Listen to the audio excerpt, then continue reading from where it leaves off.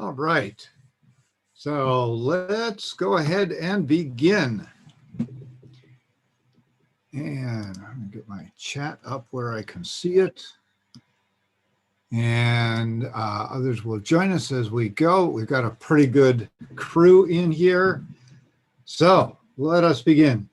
Welcome to the March 2021 Tech Meetup, Monterey Tech Meetup. In case anybody didn't notice, we're on Zoom. You can ask questions using chat. I expect everybody has gotten used to that routine, and I'll try to keep an eye on chat, but the other folks, Lynette will keep an eye on chat, and Mary Jo will keep an eye on chat, and they'll let me know if I miss something going on there.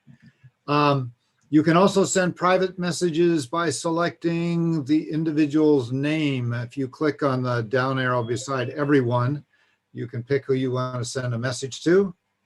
For best viewing, we recommend you stay in speaker view, but that's up to you. We do note that this is being recorded. So if you do not want to be recorded, you might want to turn your camera off.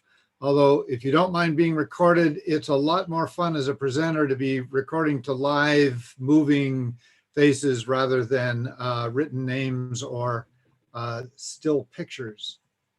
So, but we are recording. All right, next. What do we have next? Our sponsors, the IP Society and California State University, Monterey Bay. That's us, and Startup Monterey Bay is really us. That we're the Institute for Innovation and Economic Development in the College of Business at Cal State Monterey Bay. And joining us this month, we have a new partner in doing this. We have the Monterey Bay Economic Partnership, and Haley Mears is here with us tonight. Say hello, Haley. Hi, everyone. Thanks for joining us. Thank you for being part of this, and we'll have Haley introduce what the Monterey Bay Economic Partnership is about in a few minutes. All right, next. So welcome to the Startup Monterey Bay Tech Meetup. We're here to network, get to know people we didn't know before, share and learn, find out what's happening in the region. And as I like to say, entrepreneurship is a team sport, and it takes a village to get companies started. So we're the village. Thank you for being a part of the village. Let's roll next. All right, this is the team putting on the meetup. Hi, my name is Brad Barbeau. I am the Executive Director of the Institute for Innovation and Economic Development. We have Mary Jo. Say hi, Mary Jo. Hi, everyone. We'll hear from Mary Jo in just a few minutes. And Dan Ripke, is Dan here? I am. Oh, there you are. Dan is on. Dr. Jenny Kwan, I believe she is not on tonight. And Haley Mears, we just heard from Haley a moment ago. We'll hear from her again. New student intern who is now doing the event management for this, Sitem Etar. Hey, say hello, Sitem. Are you there? She's in class. Oh, she's in class, that's right. And so she does all this work and then she doesn't get to participate. And Lynette Lathrop. Lynette, say hello. Hi, good evening. Lynette's the driver for tonight, as usual. Nina Cornelius, also a student intern. She has been the event manager for the Tech Meetup for the past year, and she is going to be graduating, so she's passing the baton to Sitem, and Nina also has class tonight. Nasib Hayat. Nasib, say hello. You there? Hello, everyone. Great, thank you for being with us. He's our marketing genius. Thank you. And tonight, Dennis Donohue helped put this together. Dennis, say hello. Good evening, everyone. Thank you for the invitation to join you. Thank you for the contributions you've made. This is a great program you've put together for tonight. All right, let's roll. Forward we go. So let's hear from Haley Mears. Let's give her a chance to say What's the Monterey Bay Economic Partnership all about? Hi, thank you for having me. My name is Haley Mears. I am the Workforce Development Program Manager with the Monterey Bay Economic Partnership. And we're just joining the Startup Tech Meetup now as a marketing partner for this year. We're really excited about that. And if you can go to the next slide, I'll share just a really brief overview about our organization. Next slide, please. So we are a tri-county, so we're regional for the entire Monterey Bay region, nonprofit membership-based organization. And we have initiatives in, I apologize, my cat is just not letting me present. She's in my face right now. Okay, so we have multiple initiatives that we work on. And so this impact report is just kind of a snapshot of the type of work that we do in each initiative. So for example, our housing team has worked and launched an MBEP Action Center, and you guys are welcome to join that Action Center. It's on our website, which I'll share in the chat. We have a team working on broadband and infrastructure for the region and bringing high-speed internet into the region. And then workforce, I'm going to talk a little more specifically about that tonight and share some resources for this group. But this is just a little brief overview of our workforce development work. And then we also have a fairly new climate change initiative working in publishing housing and water blue paper and other projects with our MBEP members, specifically on climate and environmental policy. And then one of the things our organization does is our convening. So normally when we're able to meet in person, we host within the region, a State of the Region conference. That's an in-person all-day event. And then we do a half-day event, which is our economic summit. And right now everything has been moved to virtual. And so they're actually more conveniently easy to attend and to afford. And at the very end of this, I'll share when our next event is. So you can go ahead and go to the next slide. Thank you. So our workforce development, a few resources I want to share with this group. We have Monterey Bay Career Connect. That is a regional website that has a ton of information about college and career readiness, also resources for job seekers. And the link is here. Thank you, Lynette, for sharing that in the chat. This is geared towards middle school, high school, and college level, but we've also built in more resources recently for veterans and for job seekers, and a lot of information about how to crosswalk or upskill, because we know a lot of people are having to change careers right now during the pandemic. And then Monterey Bay Career Coach is one of our resources that lives off of Career Connect. And this we contract with MZ, they're an economic modeling organization.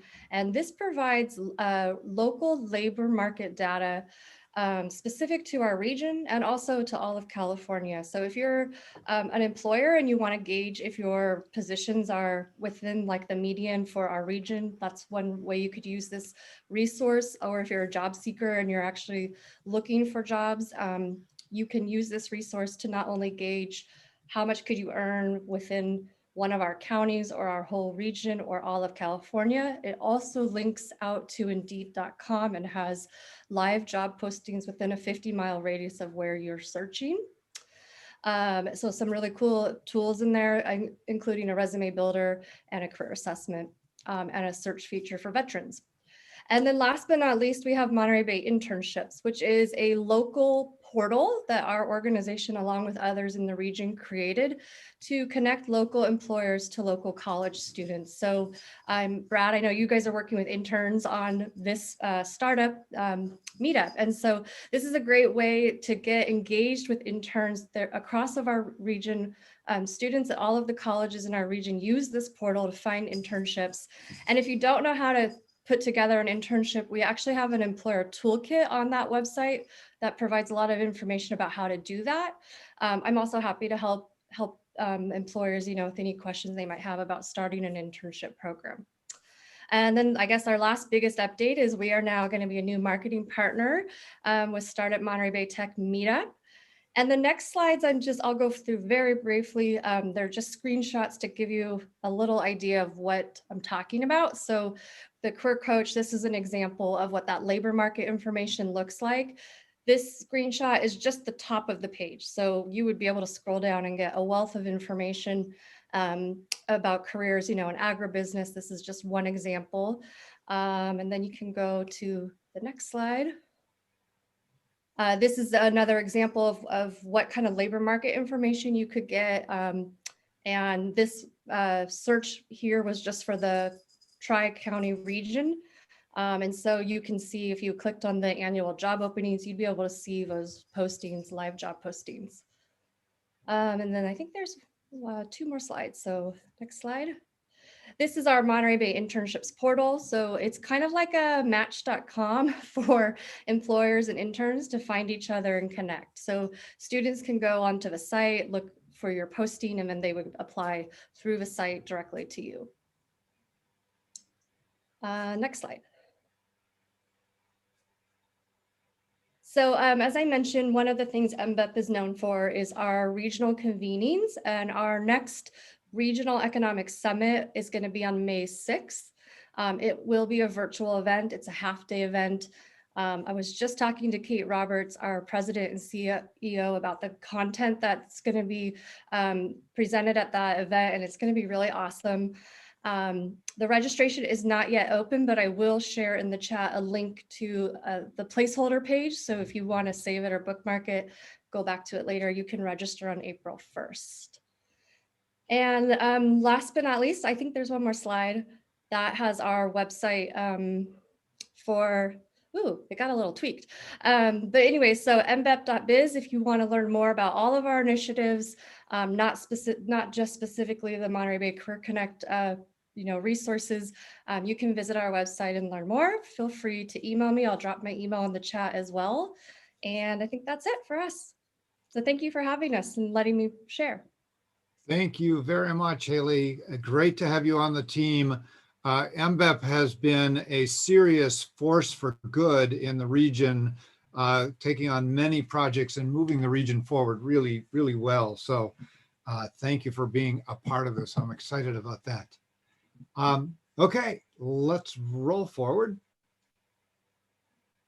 Tonight, we have a great lineup of several companies and an overview of what's going on in ag tech. That is our theme for tonight, is ag tech. And so let's roll forward and we'll dig into the evening here. Our company speakers, we have Dennis Donohue from the Western Growers Center for Innovation and Technology. And Dennis will be moderating our speakers tonight. Shauna Day of Better Food Ventures, she's going to provide a fabulous overview of what's going on in ag tech and in the ag supply chain.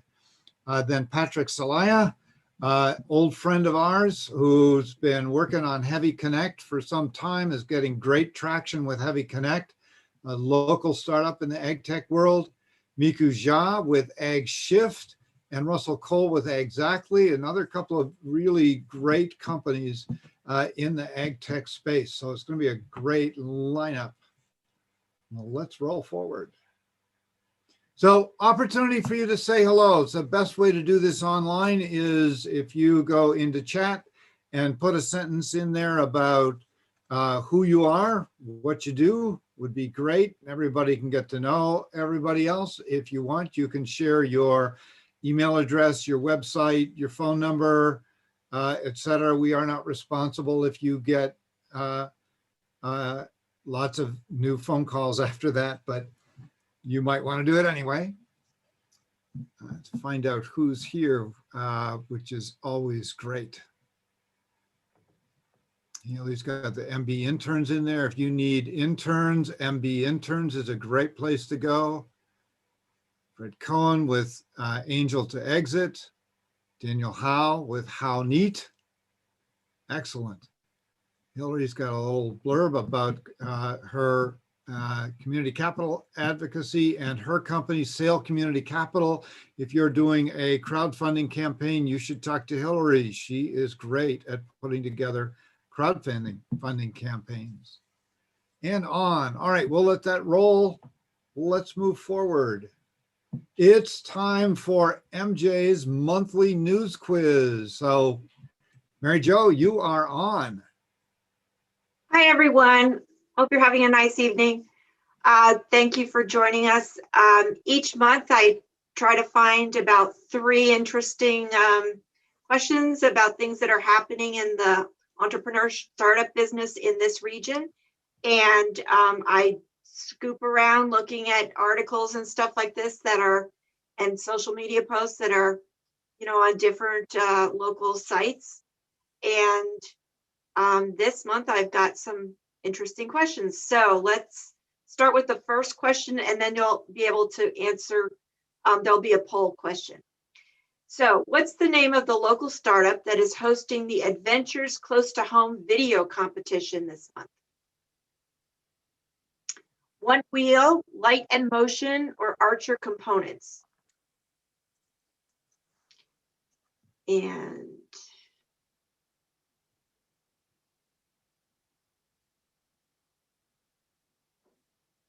we'll wait a few minutes. Wait about 30 seconds. So there'll be 5 more seconds. Get your ideas in right now. Okay. Let's end the polling, Lynette. Okay, so the group feels that Light and Motion is the heavy favorite with One Wheel afterwards. So, and the answer is, next slide, One Wheel. It's pretty cool. You get to do a short video of doing something interesting in Monterey. You don't have to be on a One Wheel cart, but I believe the prizes are these pretty cool One Wheel devices. So anyway, try it out. Next question.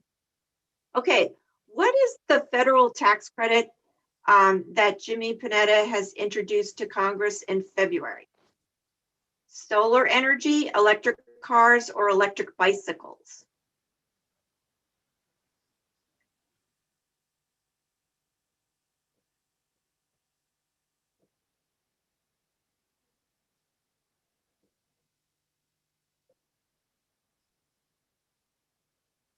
Okay, so let's get a couple more people to vote.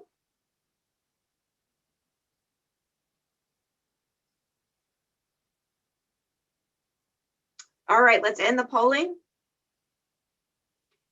So the favorite is solar energy, and the second favorite is electric bicycles. So, and the winner is, the answer is electric bicycles.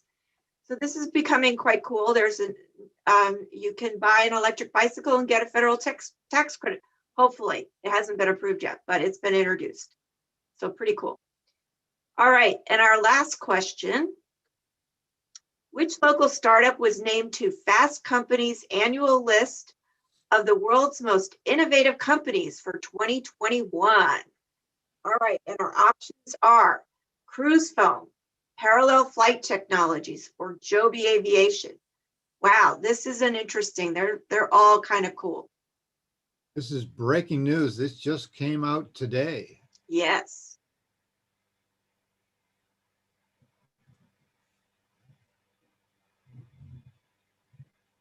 All right, you don't get in trouble if you just guess, so. All right, one more minute, one more second for guesses. All right, let's end the polling. Okay, so the favorite choice is Joby Aviation, followed by Parallel Flight Technologies. And the answer is Joby Aviation. All right, Joby. They just got announced today, right? Right, Brad? Just announced today. And Joby is also in the process of going public at a $6 billion valuation, and they are right in our backyard. building, they've got a facility at the Marina Airport, a test facility there. They're planning to build a manufacturing facility there. So they've got a huge presence in the area. And I noticed they're doing a lot of hiring right now. A lot of hiring.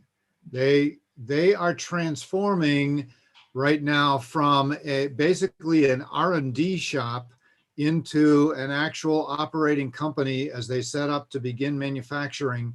So they're hiring people of all types, obviously technologists, but they need accounting people, and they need management people, and they need HR people, and they need all kinds of people. So if you're looking, you ought to check out Joby's website and go. They've got a list of all the folks they need there. We will be hearing from Joby next month at the Tech Meetup. They're going to give us an update on all these things that they're up to. And I believe that brings us to the end. Thank you very much, Mary Jo, for another great MJ monthly news quiz. Be in the know. You should be checking out regularly SantaCruzTechBeat.com, our website, startupmontereybay.com. We have a news feed there, and go to santacruzworks.org. They have lots of information going through there also. And Haley will want me to put in a plug for mbep.biz, which is another good source of information for what's going on in entrepreneurship in the region.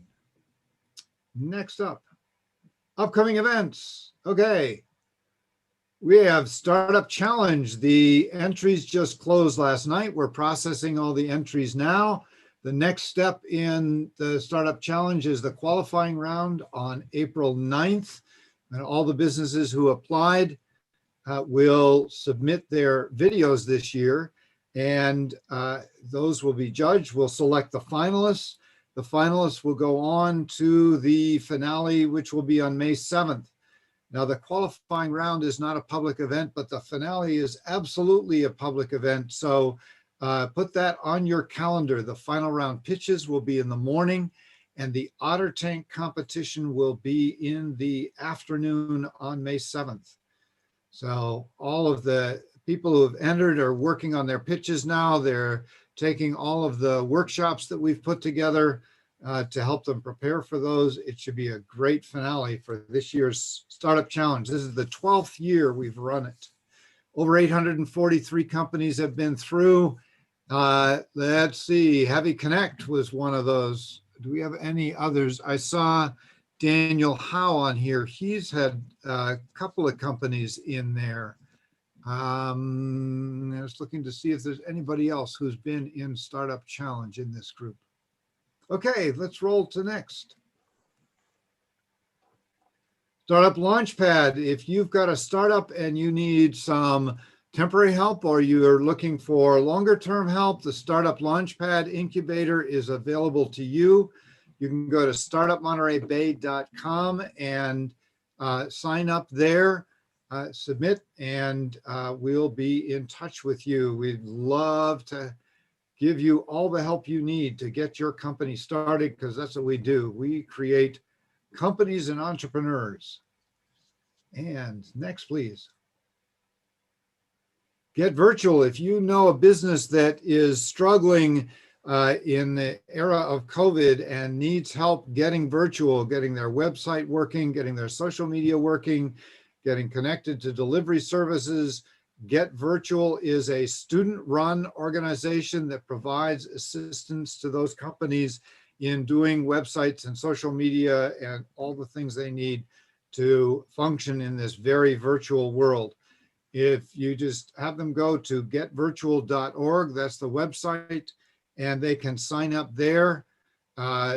This was a project that started in Santa Cruz at UC Santa Cruz, and CSUMB was the second and is the largest chapter in Get Virtual, and it is spreading across the nation now. Next, what do we got? Okay, so when we do presentations, if you've got questions, put your questions in chat and we will answer those questions either in chat or we'll answer them verbally. But right when they pop in your head, don't try to remember what your question was. Just go ahead and jot it down into chat. And next, please. It is now time for our main event, our main speakers. And at this point, I'm going to turn over the the baton, the gavel, the microphone, the speaker, the lead, whatever we want to say, to Dennis Donohue, who is the director of the Western Growers Center for Innovation and Technology in Salinas.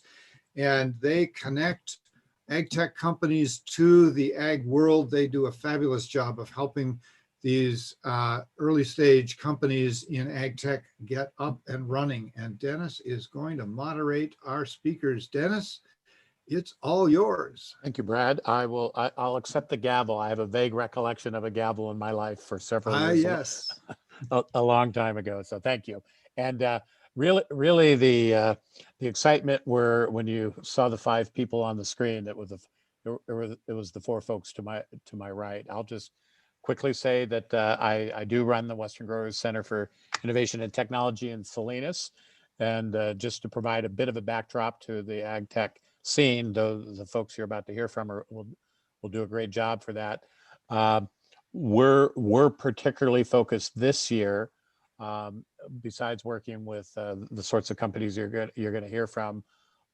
We're working a little more strategically and intentionally to try and accelerate the pace of field harvest automation. And then we're also looking to see if we can accelerate the development of technologies in the food safety area, specifically around prevention technologies and rapid diagnostics.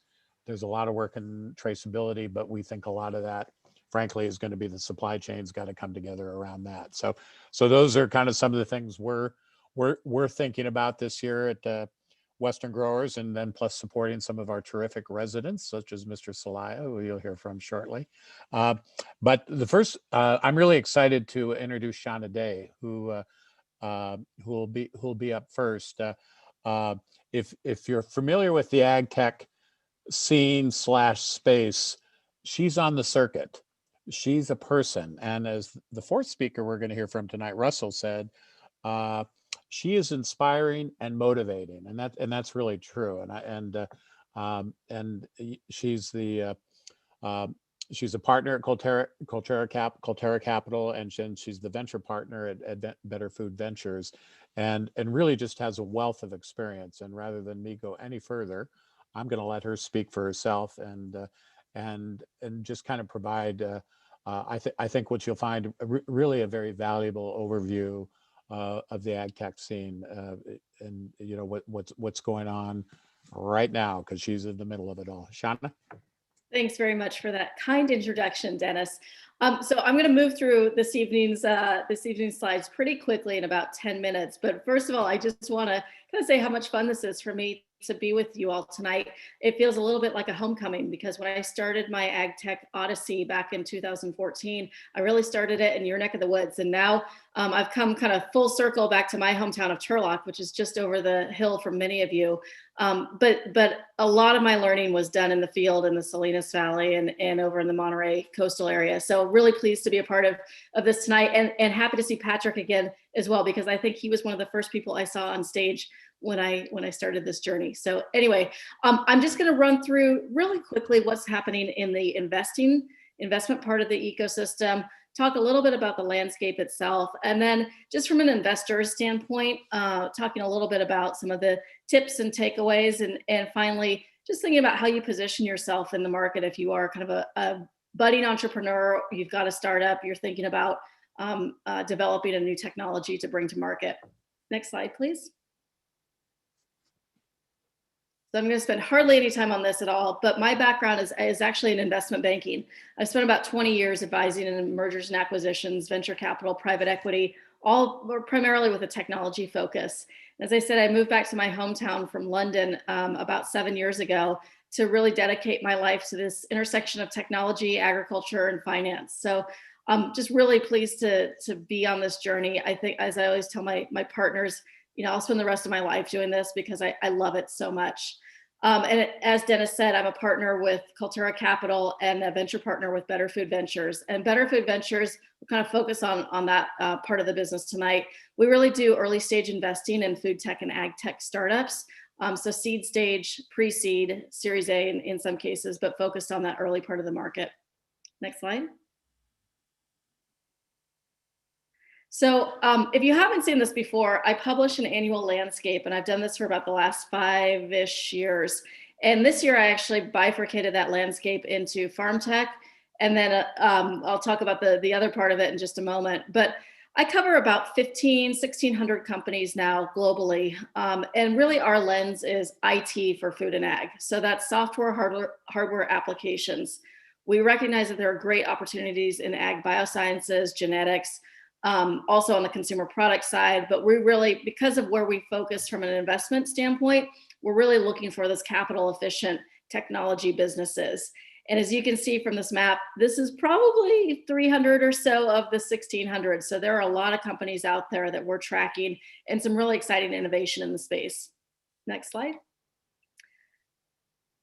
So because 2020 left us all at home, I did a lot less traveling, and it gave me an opportunity to work with my business partner, Britta Rosenheim, on food supply chain tech. And we uncovered about 650 companies that were really focused from the farm gate to the loading dock of a retailer, food service provider, CPGs, and really that, as we call it, the messy middle of food and ag. We sort of took note, and we've been watching over the last few years that a tremendous amount of capital has flowed into kind of the endpoints of food and ag, right? Whether it's inputs on the ag tech side, farm equipment, farm management software, and then on the consumer or food tech side, a lot of billions and billions of dollars have gone into the consumer experience, right? Meal delivery kits, e-grocers, food delivery type options, but really a disproportionate level of funding and startup activity was really focused on that messy middle. So we spent about 9 months really unpacking this market and looking at first mile, from the farm gate to the loading dock of the packer shipper or the food processor, primary processor, looking at production, so food manufacturing, looking at distribution and logistics, and then finally looking at the demand side. So how retailers, grocery stores, food service companies are using demand data to feed it back into the supply chain and how they're using it to help with their productivity and profitability goals. Next slide. So just a quick overview of the 2020 agri-food tech investment landscape. We hit a milestone last year, and despite COVID being, having a huge impact on our food system, we recognized that there were dislocations, across the board, and we saw a lot of big challenges. And I think investors responded to that and said, yep, we're really going to start getting focused on companies that are addressing those challenges. So we saw agri-food tech investment go from about 19 billion in I know these numbers are hard to see, but about 19 billion in 2019 to $30.5 billion last year. And that's the left-hand side, that's the aggregated number. On the right-hand side, it's kind of broken up between downstream and upstream. And upstream is really ag biosciences, farm management software, robotics, all of that kind of more farm tech stuff. And then downstream is really that restaurant, retail technology, e-grocers, meal delivery kits. And you can see it's pretty balanced. This year for the first time in a while, actually, that upstream, more of the ag focused stuff got a little bit more funding. One other thing that I would note, and this might be kind of relevant to those of you who might be thinking about sort of launching that funding process. We saw a little over 3,000 deals last year spread across that 30 billion in investment, and just about as many unique investors came into the space. So, really a lot of opportunity, but you got to do plenty of work to uncover those kind of unique investors. They're coming in faster and more year over year. Again, as we saw these kind of big challenges in the food supply chain ecosystem last year, I think it really kind of catalyzed a lot of people who have been watching the space for a while to want to actually start writing checks and investing in companies. Next slide. So this one's kind of an interesting slide as well. Oftentimes people don't really think too carefully about where these companies are popping up, where the innovation is happening, and where the funding is flowing. So you can see there's a pretty good overall dispersion of technologies in the food and ag space that are really cropping up globally. What becomes much more interesting is if you unpack these numbers and look at how much California represents of that $30 billion funding number. So last year was about 18% of the dollars, about 5.6 billion went into companies that are based here in California. So that's a pretty remarkable statistic. And I think we'll continue to lead, just given, our position in specialty crop production, dairy production, livestock production, as well as our kind of geographic location relative to Silicon Valley and a lot of the technology innovation that comes out of Silicon Valley. Although I'm pleased to report that more and more we're seeing that great startup activity coming from places outside of the Bay Area and outside of Los Angeles, and really, some of the more rural opportunities I think are very promising. Next slide. Okay, so I'm going to just, again, sort of mindful, I know I'm moving very quickly, but I wanted to give you guys a couple of perspectives just from an investor standpoint. If you are thinking about, your entrepreneurial path, and what are the things that we really look for when we meet a company or an entrepreneur? One, alignment to a big opportunity. And that kind of goes hand in hand with market sizes, but really big opportunities can be transformational. They can be new. They might not be an existing market, but it's a big idea. That kind of leads us to the second one, the idea and the technology. We're really looking for uniqueness here. And I'll talk a little bit more about this in a minute, but I would emphasize that uniqueness. The more companies that are coming into the space, the more funding that's happening, we start to see more and more what we call Me Too's. And I think I would sort of caution anybody that's looking at a new business model here to say, hey, what can I do to position myself in a unique way? How can I use a unique approach to acquiring data? How can I use a unique approach to cleaning data, a scalable approach? These are the kinds of things that an investor is really going to look for: uniqueness.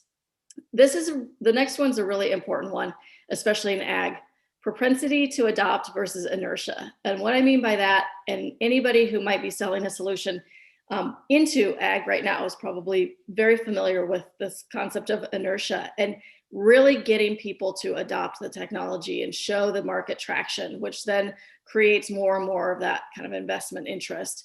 And I think that's a challenge. You really have to think about how the technologies fit into an existing workflow.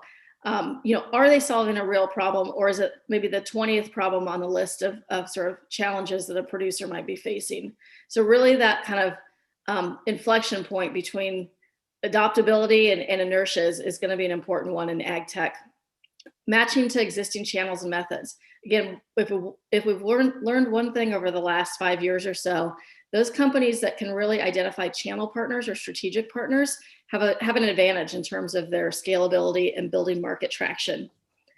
Finally, team quality. I'll talk a little bit about that on the next slide. You can flip it to the next slide. I caution you in thinking about team quality as, hey, we've got to have 25 years of experience. That's not the case, but it's really how well does that team work together?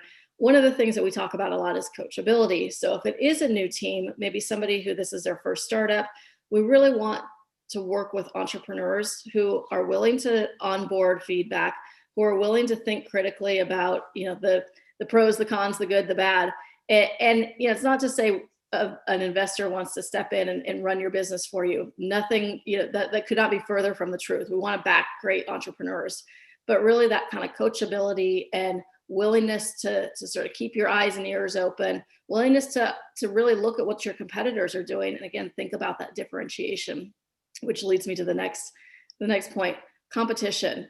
Again, when we see an entrepreneur coming to market or wanting to raise money, and there are 20 or 30 other very similar products, and kind of sorting through the noise becomes very challenging. And I think it's one thing that everybody should sort of keep in mind as they're thinking about designing their new business. It's really, how many other competitors have you done that diligence to see how crowded the market landscape is?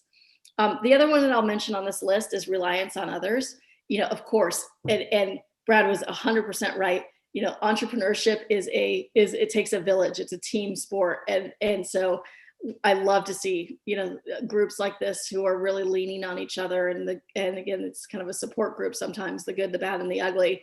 But what I'm referring to is really core capabilities. So, you know, are you overly reliant on somebody who's not part of the company to design and develop the technology, who might really sort of be the individual who holds most of the intellectual property? It's that kind of reliance on others that gets us a little bit nervous in terms of funding startups. Next slide. This is just, so it might be old hat for many of you, but I think it's always good to remind people, again, why we see companies fail. And to be clear, you know, I think every investor has portfolio companies that have not succeeded, and probably more than we want to talk about. But what we typically see is that, one, the market doesn't materialize in time, meaning the product market fit hasn't evolved in the timeline that we expect. That's on us to do that market research, that market diligence, the market research. Management doesn't execute. You know, again, this is a failing to understand the competitive landscape.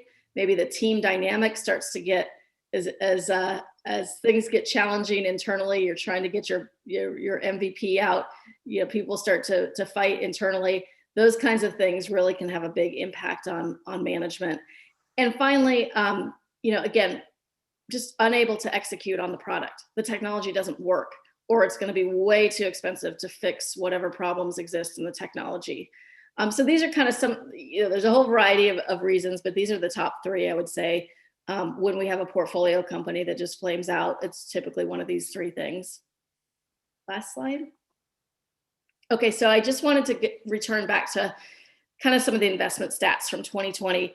And as any of you, again, are thinking about your technology, developing a technology, if you've already got a technology, I thought it was useful just to highlight where some of the more crowded spots are. So you see this, the yellow circles are the number of deals, the bars are the amount of funding. You see a lot of deals in restaurant technology, in new alternative protein, you know, innovative food, a lot of deals in ag bio. We've seen a tremendous amount of activity in the farm management software, sensing, IoT space. Again, great solutions. These solutions are needed by far. But I think what I would tell an entrepreneur in that space is really understand how you fit into a system of systems. And it really becomes kind of an ecosystem approach. You got to work well with others. A farmer doesn't want to look at, you know, 25 different dashboards when they go to make their decisions. So you've got to really kind of, when you're architecting these technologies, think about how the data flows into a system of systems. Robotics and equipment. Again, in California, we think a lot about labor challenges and a lot about labor and equipment. There have been quite a few startups that we've seen on the robotics side in the last couple of years, and the market traction is still early. So just be aware of, you know, how long these markets take to develop. But as Dennis said, you know, there's a lot of focus from industry now to make these successful, to create some really great pilots. So I'm optimistic there. And the last thing is I've kind of highlighted in green, two spaces that have been relatively underpenetrated. So when you think about, hey, where am I going to position my startup? How am I going to find some white space in this increasingly busy market? You probably saw that food supply chain. You know, I believe it's somewhere in the order of 200 billion that we produce in food processing, food manufacturing, value add here in California alone, relative to about 50 billion in farm gate value. And Dennis probably knows these numbers better than I do, so he can correct me. But suffice it to say, tremendous opportunity for innovation, problem solving, business automation, basic digitalization in the food supply chain. And then, you know, we're seeing some really interesting new models that are emerging around financial technologies in ag. How are you able to create more, how you're able to leverage more working capital, create more cash flow for those farmers who might be strapped, and that might be one of their constraints to growth. So my kind of moral of the story here is look for the white spaces if you are thinking about a new technology idea. So I ran through that extremely fast. I think even still I went over, but yeah, I'll end there. Well, I'm going to guess. Well, certainly as advertised, and really, thanks for taking the time to join us. I think what we're going to do for the sake, just for the sake of time, there are some chat questions. I'll and- keep an eye on those in chat. Yeah. So why don't everyone can have either a direct conversation or or an APB that goes out to everyone. But Shauna, thanks for that, and thanks for answering the question a little bit. Where do you see some openings right now? Because I think that's important, and there's a lot of interest in that. So with that, Mr. Zelaya, you are up next, and you know, the cat's been out of the bag for some time, that you are picking up momentum and gaining a lot of traction. So bring us up to date with the latest on Heavy Connect. Thanks. I appreciate it, guys. It's nice to see everybody. So Heavy Connect is a mobile platform for farming operations, specializing in compliance. We started building it here in the Salinas Valley, and basically the only thing we knew for sure is that a mobile-based platform that was built intuitively for the user could replace paper-based workflows. And what those workflows were, we turned to our community to tell us, because we have such large and well-known global brands like Dole and Driscoll's and Green Giant, Fresh Express, that if we built it for our community, it would have global application. And I said, you know, just like they say in New York, if you can make it there, you can make it anywhere. In agriculture, that's how the Salinas Valley is known worldwide. I spent my career at Deere and Company, or John Deere, and working in different factories in different countries in Europe and Central and South America and here in the US. For different product lines, and seeing that operational complexity really gets choked with paperwork. And so the first thing that we did was we started a Google form on an iPad mini to do a tractor checklist. And the idea was to mimic kind of a pilot's pre-flight checklist and actually get in front of tractor failures faster than the technology on the tractor, similar to how an airplane and a pilot doing a pre-flight checklist noticing a leak will prevent a plane crash better than a black box will. From there, we really scaled up. So we'll go to the next slide.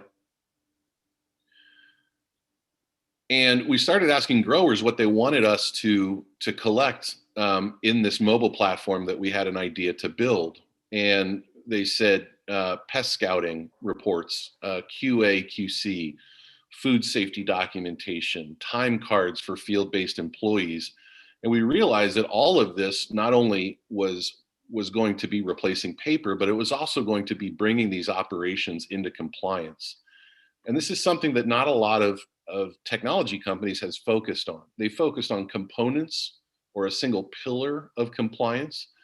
But from the farmer's perspective, both large and small, compliance is a singular headache. They have compliance officers, at least one, sometimes many of them specializing in different areas. But nowhere is more litigious and regulated than the farming operations in California. And so this was our proving ground, starting in 2015 with an internship that Brad set up for us. I was working out of Dennis's office in Salinas on Grower Street, and Brad let me work with a group of talented Brazilian interns to start building our prototype. And we worked with some influential customers in the area that really started to get attention.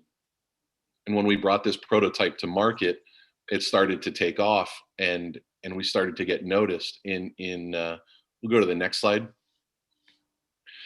In 2016, we participated in the Startup Challenge, and we won the Venture Division. And later that year, we got accepted into 500 startups up in San Francisco, and things really started to take off. And so this is how the platform, the Heavy Connect mobile platform, really started to solidify. Is that one, we have some great companies using our prototype that was becoming commercialized at the time. But also we were identifying a lot of pain points around compliance demonstration. And so it's not about how do you get farmers to do the right things. It's how do farmers demonstrate their ability, have the ability to demonstrate that they're already doing the right things. And today that involves filling out paper on a clipboard, a notepad, and then driving those forms from the field to the office, usually about 20 minutes each way at a minimum. And you find a lot of people in the field end up being like, late to have dinner with their family. And so with our mobile data collection in the mobile app, we made all of that synchronized to the cloud in real time. Next slide. And we really specialized on our industry. And so working at Deere, we could do a lot in construction with the yellow equipment, and we could also do a lot in the agriculture with the green equipment. But and the Heavy Connect platform is the same way, but we really want to specialize and continue to stay focused where we are. Heavy Connect provides all manner of compliance. Today, we work with trade organizations for their members to have COVID-19 compliance for their employee trainings, worker time, food safety, all of the record keeping, and everything that they're being scrutinized about for record keeping. We'll go to the next one. So this is the big piece, is technology in agriculture starting from the mid 80s was very centered on top-down adoption.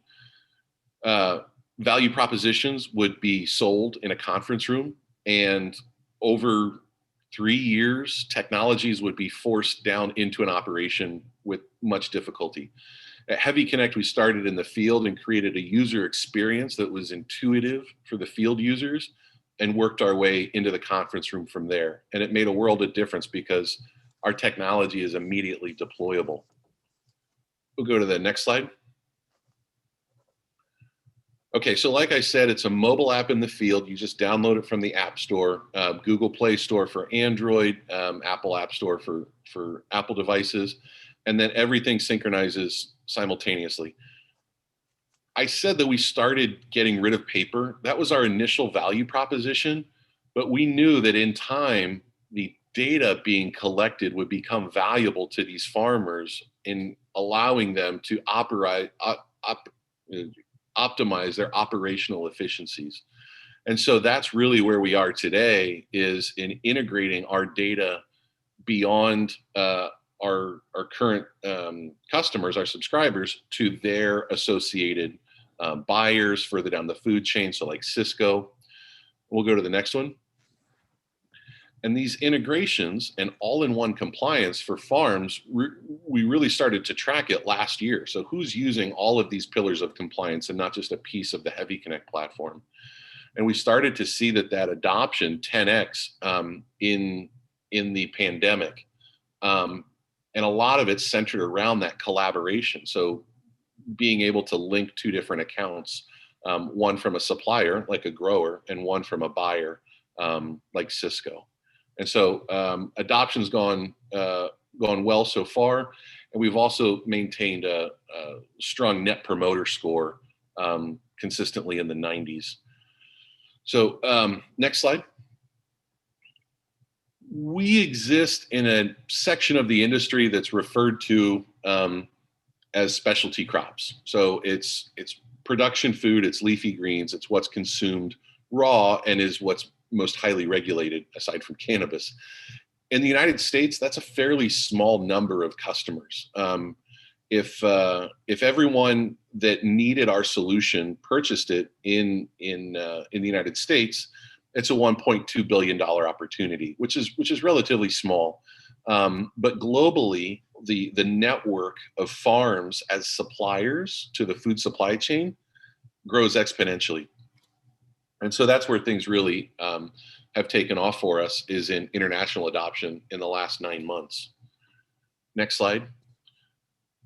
So I mentioned that the technology has not really addressed the challenge or the opportunity in a way that the market needs. And so because we went for all-in-one compliance rather than a specific, we're going to do mobile data collection for just tractors.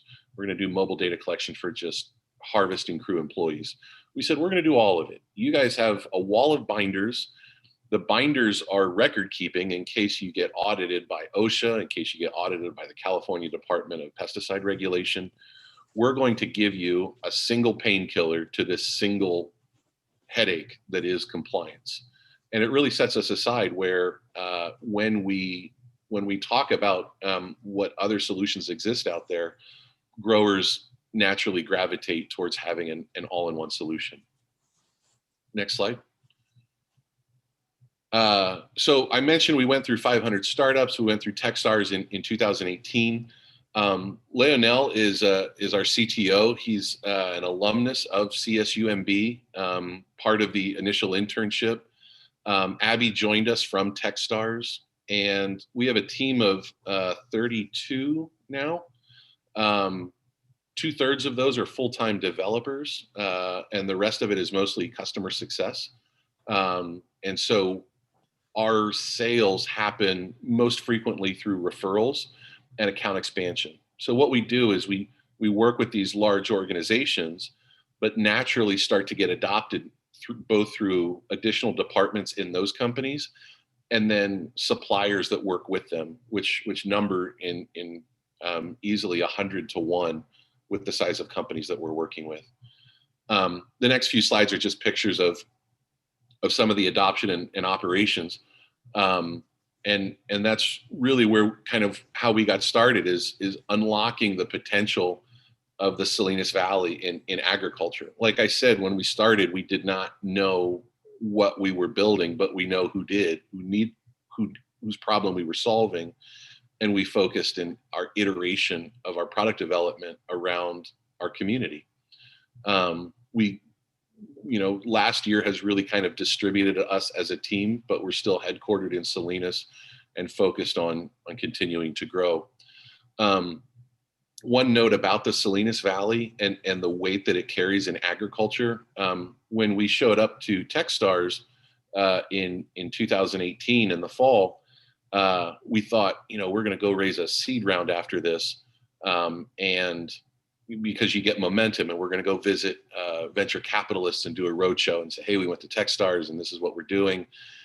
And 2 weeks into the program, we had Ecolab come up to us and offer us $3.5 million to invest in our company and purchase the majority of our seed round because of the traction that we have and the logos that we have and how we're going about solving our problem. Again, staying focused on that. If it works for the Salinas Valley, it's going to work globally. And things have gone well so far. And that's it. Patrick, well done. Well, they must have gone well so far based on the smile of your file photo there as a CEO. You're one of the more cheerful CEOs I see in the game. So as the former mayor, I love hearing the accolades for Salinas. So well done.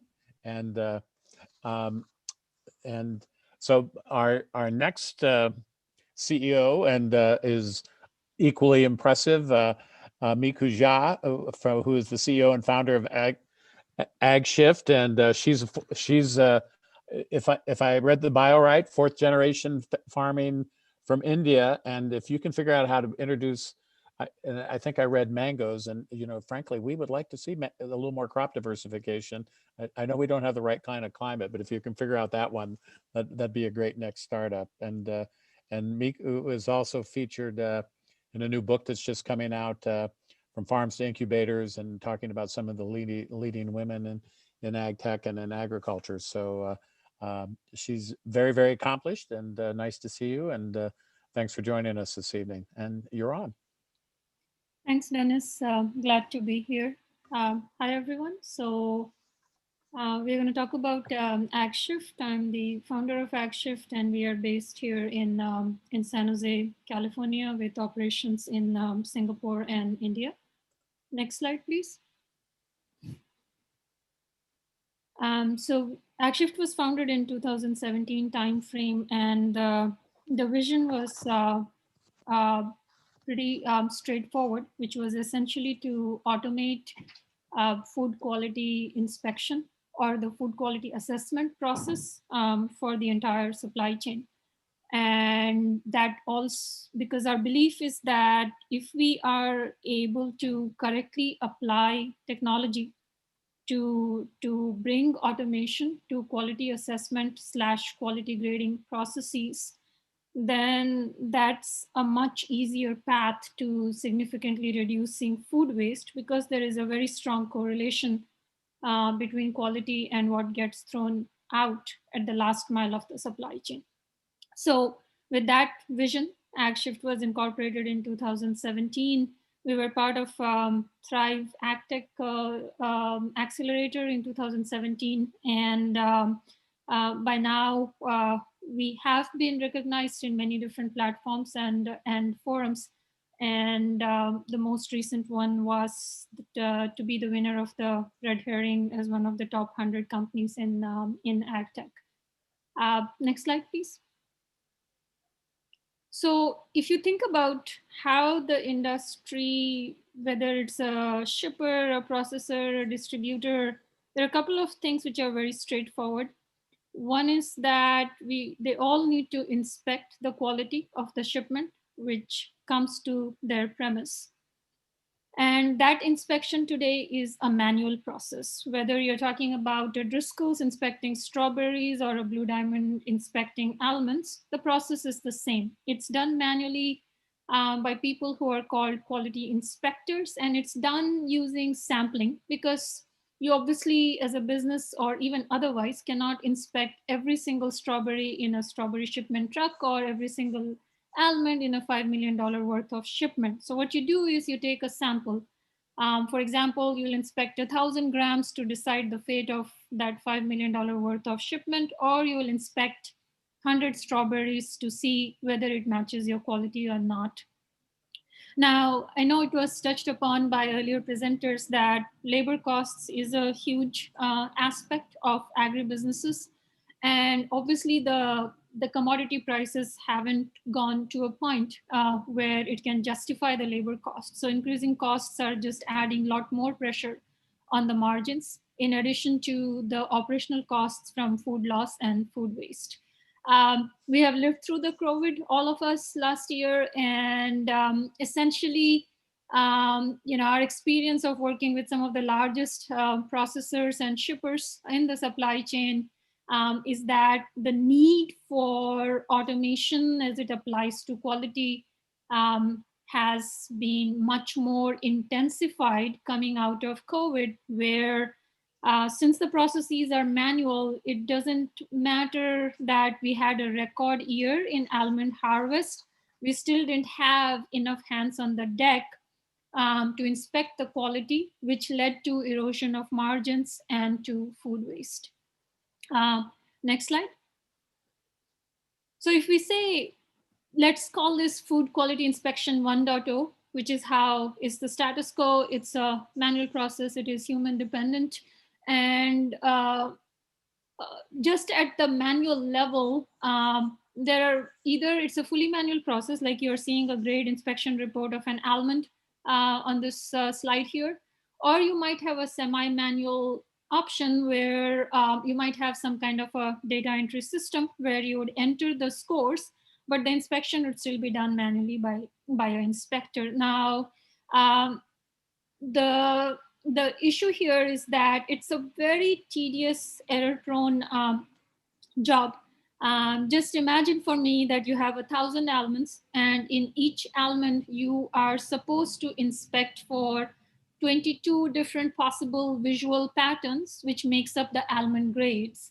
Multiply that by 1,000 almonds. So as an inspector, in 10 minutes, you're trying to look for 22,000 different patterns and repeat that for one inspection every 10 to 15 minutes. You can imagine what happens in this process. And also, organizations are having a tough time, because though this is a minimal wage, you need to be very skilled, and they're having a tough time retaining the skilled workforce for something like this, which is very repetitive and tedious. And that leads to not just the loss of operational revenue, but also loss of revenue due to higher claims and recalls, which comes from the variations in the subjective interpretations or gut-based instincts. Next slide. So then if that's 1.0, how can technology help? What could be the vision of 2.0? And what is it that we are doing at AgShift to accomplish that new way, the new paradigm? So essentially, that is based on few things. Most important being the aspect being that can we automate the quality inspection process? Now, when we say automate, we are doing this using AI or machine learning to be more specific. But at the end of the day, it's a technology applied to automate and make a process which is manual much more efficient at scale. That's how we define technology, or we should define technology. Now, we are using machine learning, and machine learning is very well suited for automating the repetitive tasks. You can train the machine to automate a specific task. It's not there to replace the entire quality assessment or the judgment or the experience behind it. So in that sense, we are augmenting the workforce, the quality inspection workforce, so that inspectors are able to take decisions at a higher level as it applies to the operations or the margins, whereas the certain aspects of quality assessment, which are repetitive, which are linear, and which are well suited for machine learning automation, let the systems do that. So that's what we are doing. We have built a fully integrated, patented system where the goal is to automate any kind of batch-based or sampling-based inspections. It matters very little to us whether you're putting strawberries in the system or whether you're putting almonds or shrimps or carrots. It's a generic system which works for any commodity that we want to support from software perspective. Next slide. So what you see here is essentially, this is the Hydra. I have shared the videos, but you can also go to our website and look at how it works. So this is a fully patented IoT system. Think of it as one of industry's first advanced food quality analyzer. We have named it Hydra. And the idea here is that we go and we can set up the Hydra at any processor or shipper or retailer. And within 10 to 15 minutes, their quality inspection workforce will be able to start using the Hydras to automate the quality grading. All they need to do is put the sample in the system and take an image. It has a built-in workflow app. From that point onwards, the system takes over. Once you take the image, then we send it to our machine learning algorithms. These are already trained to look for different kinds of visual patterns, as you see in the strawberry images here, and give you back the grade report instantly. And to give you some sense of the benchmark, let's say for 1,000 grams of almonds, it will take you roughly 20 minutes or 15 minutes for 500 grams inspection manually. Hydra is able to do that in under a minute. Our benchmark is 57 seconds. Now, the question is, that is what brings the operational efficiency. Not only we have the machine learning does the grading so that you have removed all the subjective biases, interpretations, and variations out of the equation. You have also offered something which is super fast, and super meaning 14 minutes faster than the manual inspection. Now, for every inspection, if I give back the business 14 minutes, then what do you do with that time? You can either use it to significantly increase your sample size. Rather than 1,000 grams, you can inspect 15,000 grams. And obviously, this is batch-based inspection. So more data points enable you to have a much better handle on quality. Or you can better allocate your workforce operational resources, because most of the work is done by the machine, done by the automation, where you have your senior inspectors to take a final decision and final call in terms of the quality. So that's how the system works. I couldn't really play the video here, but we'll share the links and you can see. And as I said, it's a generic platform. We are working on 6 different commodities, all the ways from strawberries to blueberries to carrots we haven't yet taken on shrimps and mangoes. To Dennis's point, they're not here, but Okay. technically there is no blocker for us to pick up any commodity. It's more of a business decision because we want to invest our time and effort for commodities where really the value is 2 times 2 equals 10 kind of an equation. And that's where the decision comes from. Next slide, please. So where are we in terms of commercial readiness? We are fully commercialized on almonds. So we are working with some of the largest almond processors back in Central Valley, Bakersfield, where the Hydra systems are being used to do the automated grading of almonds in all 3 shifts, 24/7, and there are multiple Hydras deployed across each processor. We have so far inspected roughly around 2.5 million almond kernels with our machine learning algorithm for quality and grading. We have done a pretty extensive advanced project with Driscoll's in a pre-commercial setup where we have established the efficacy of doing this on strawberries and raspberries. And we are currently in the early stages of development on blueberries with AgroVision, which is one of the largest exporters of blueberries to US. So that's where we are. We are not experimental or R&D. We are fully commercialized and we have organizations using it and adopting it in production deployment to take some of the pain points out of a very, very important process, which is quality inspection. Next slide. So what's our business model? Very quickly, it's for each Hydra, we have 2 models. Either Hydra is offered as a lease where you have an annual subscription, or you have a one-time cost of buying the Hydra and then the annual subscription gets reduced. Either way, we have a SaaS component, and we have to have that because this is a machine learning solution and we have powerful machine learning models which are running in super powerful GPUs in the cloud. So that's our pricing model. On average, we can install roughly 5 to 6 Hydras per processor, even if it's a medium-sized processor or a shipper, which means that our average revenue per account is roughly $500,000.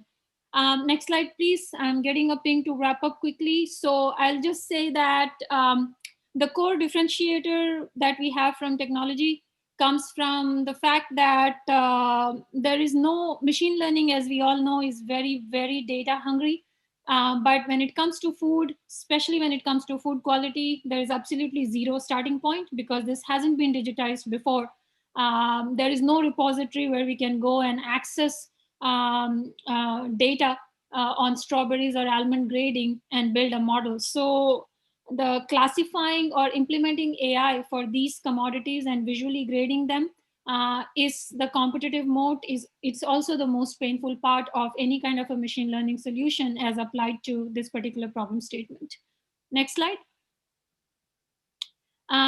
So touching on the same point, I think the complexity essentially comes from having a generic solution and building the data repository to train the machine learning models. Because as we all understand, one thing very unique about food and ag is that, especially for technology entrepreneurs, is that we have to have respect for seasonality, which is not there unless you get into ag.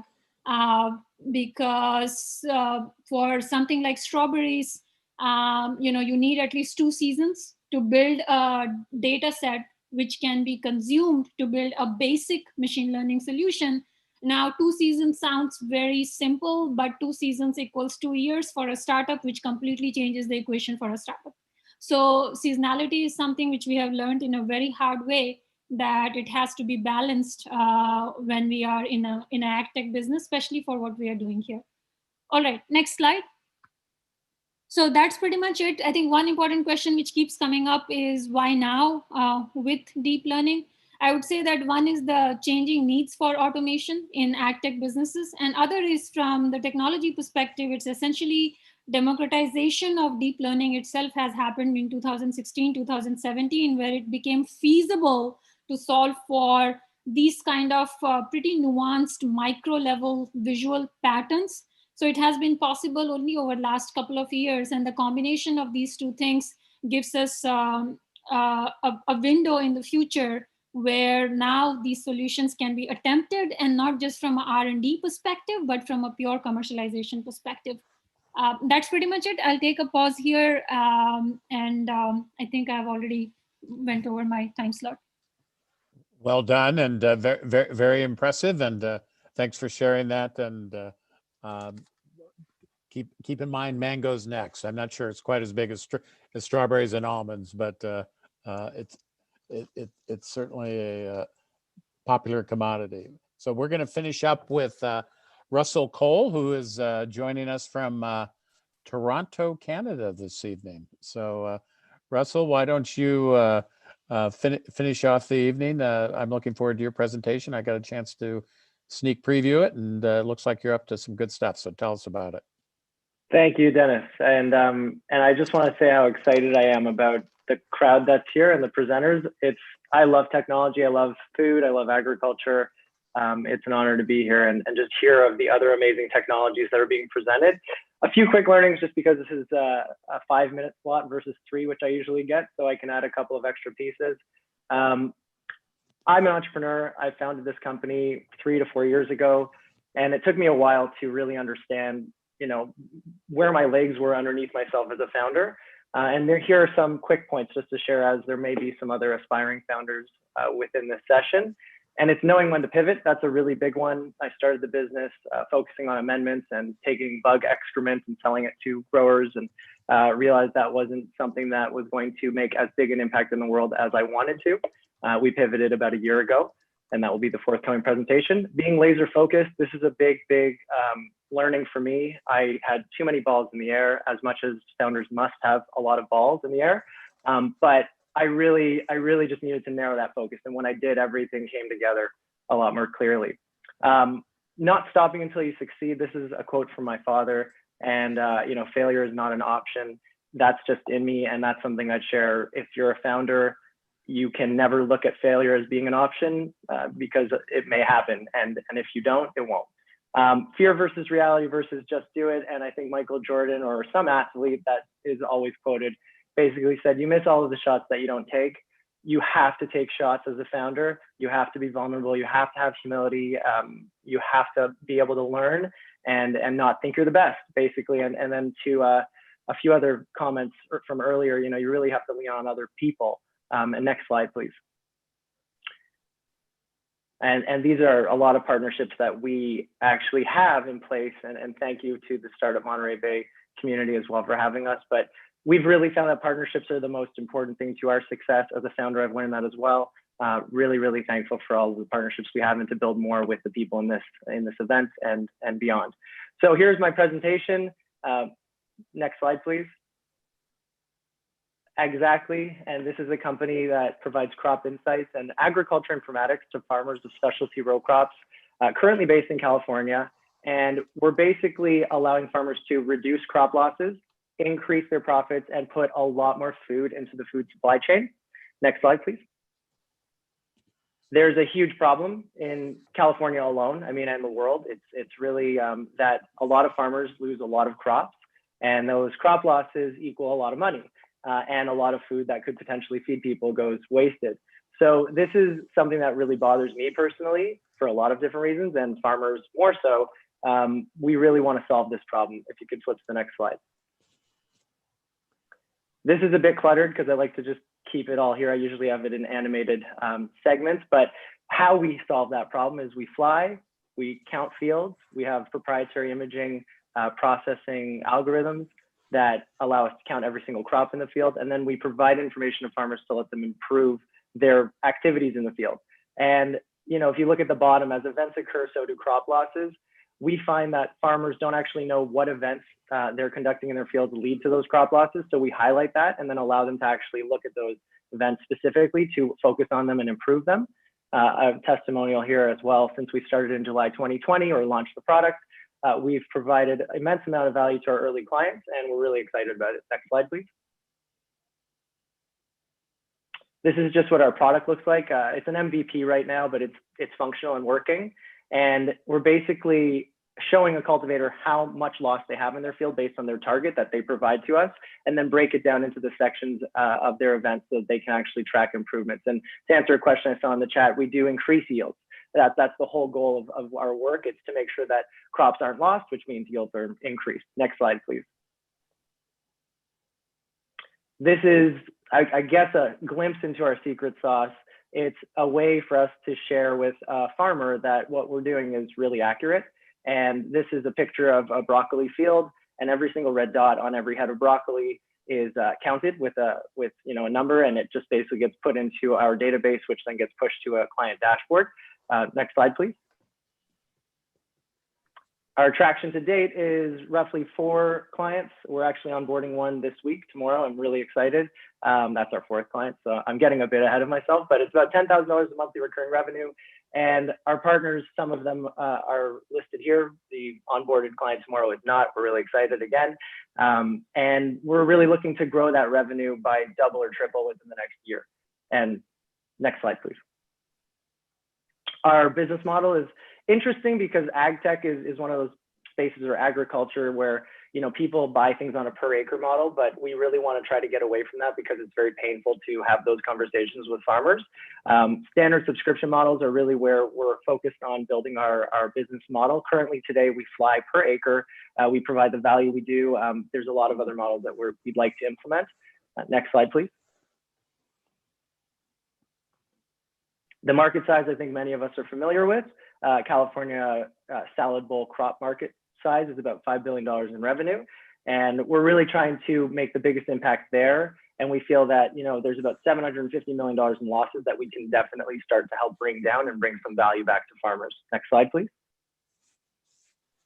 Competition, I won't go into this too far, but I really love the opportunity to be a newer ag tech company in the space. I pay a lot of respect to the older ag tech companies, which are maybe 5 to 10 years old, maybe 15, where a lot of these companies built such incredible technology that really forced, and this is the limitation, it forced a lot of farmers to actually be at a computer or administer the tech or have to learn and have a learning curve. And that to us is not where our research and feedback has led us.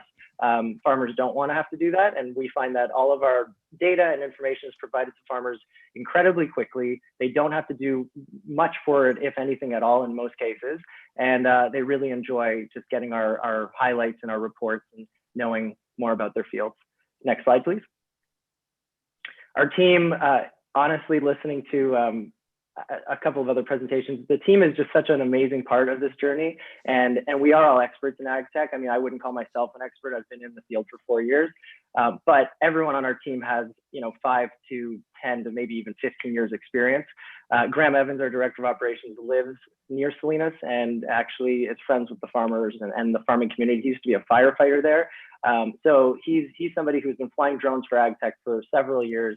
We're lucky to have him. Peter Vogel is our director of innovation. He's flown for a lot of other competitors of ours, so he really understands the space, and he's a industry evangelist, if you will. He really does, make sure that this industry moves forward as best as it can. Todd Gillis is our lead developer. He used to be an onion farmer. He currently lives in Japan with his family, and he's developing our dashboards and our MVP. And Joe Dales is a special advisor. He is an ag tech industry leader. He's based in Canada. I met him through the Founder Institute, and he also has his own accelerator that he's founded himself. And we're just lucky to have him basically help us ensure we're on the right path and share our huge ideas, and obviously have him tell us to just stay focused. So that's Joe Dales. And then we're raising a lot of capital. Next slide, please. Maybe not a lot of capital. We're raising capital. And really that's in order to best help our efforts to onboard our new clients and expand our vision and our team and basically capture more of the market share as quickly as possible. We feel that our products are validated.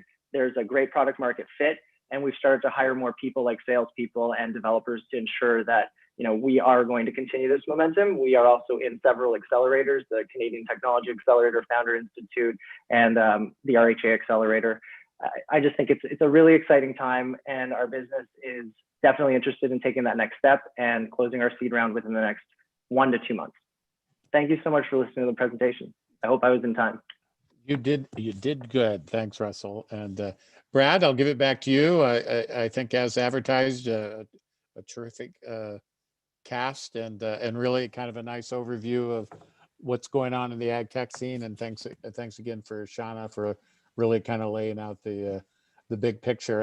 And you know, and I think the other thing you kind of pick up is how global the game is. One of the things I want to say about Patrick, just my final comment before back to you is, you know, we all kind of view him as local boy makes good, but it was nice to hear him talk about, you know, export and international markets shaping up for him.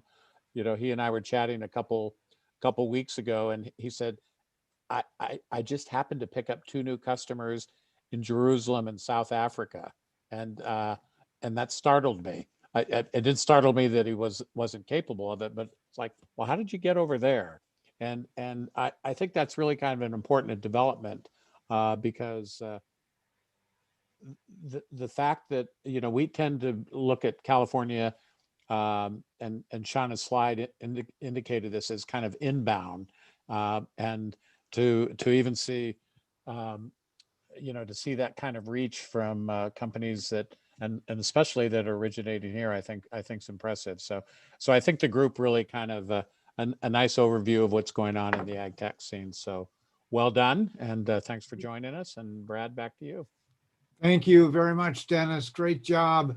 Those were great presentations by the 3 companies, set up really well by an excellent overview by Shauna. So good job. Thank you all very much. And thanks to all who have attended. Can we slip back to the slide deck for just a moment? We just have a couple. This is our monthly. If you have a company and you're interested in presenting, it'd be great to have you reach out to us and say, hey, we'd like to present. And if you've got a topic you'd be interested in having us cover, put it in chat. We keep the chat and check on what's there. It will help us in guiding what you all want to hear as we go forward. This is a monthly meetup. We meet the second Tuesday of every month. And let's roll forward to our next slide. Thanks again to our sponsors and our new marketing partner, Monterey Bay Economic Partnership. They are a wonderful partner and a wonderful force for good in the region. And what have we left? Keep updated. We have a monthly newsletter. If you go to that link that Lynette just put in chat, you can get our newsletter and be updated on what's happening in the region and great information about how to be an entrepreneur and how to get a company started. And next, see you in April, Tuesday, April 13th. We have, April's going to be another great lineup. We have Concentric Power, who is a world leader in creating micro networks. And they are going to be joined by the city manager of the city of Gonzales, which is putting in a micro network, some fabulous innovation happening in South Monterey County. We'll also get an update from Joby Aviation and find out how they're going public through their SPAC is going. And we'll also hear about the Vistra Energy Moss 100 energy storage project, which is going to be the largest battery array on the planet going in Moss Landing at the Moss Landing Power Station. So don't miss next month. Don't miss the Startup Challenge. Keep an eye on what's going on in Startup Challenge. We'll see you in April at the Tech Meetup. We'll see you on May 7th at the finale for the Startup Challenge. And that's got us. What if you want to start a company? Reach out. If you want to start a company, reach out to us and join in the events that we have and the incubator, the Startup Launchpad Incubator. We'd love to help you. And thank you once again, Dennis. You were fabulous. We look forward to 3 months out. We'll do another ag tech focus one, and we'll have another fabulous lineup. Terrific. Thank you all. Have a great night. Okay. Have a good evening, everyone. Thanks. Thanks, Dennis. Okay. See you soon. Bye-bye. Bye. Russell, thank you. It was great. Thank you. Yeah, I really appreciate that it's gone from me attending a session for I don't know how many months ago to being able to present. So Yeah, community, absolutely. yeah, the community is awesome. And Mary Jo and the rest of the team, Lynette, thank you for having me, and look forward to the next one and to continue to stay tuned. And in 3 months when that AgTech seminar comes up again, I can't wait to share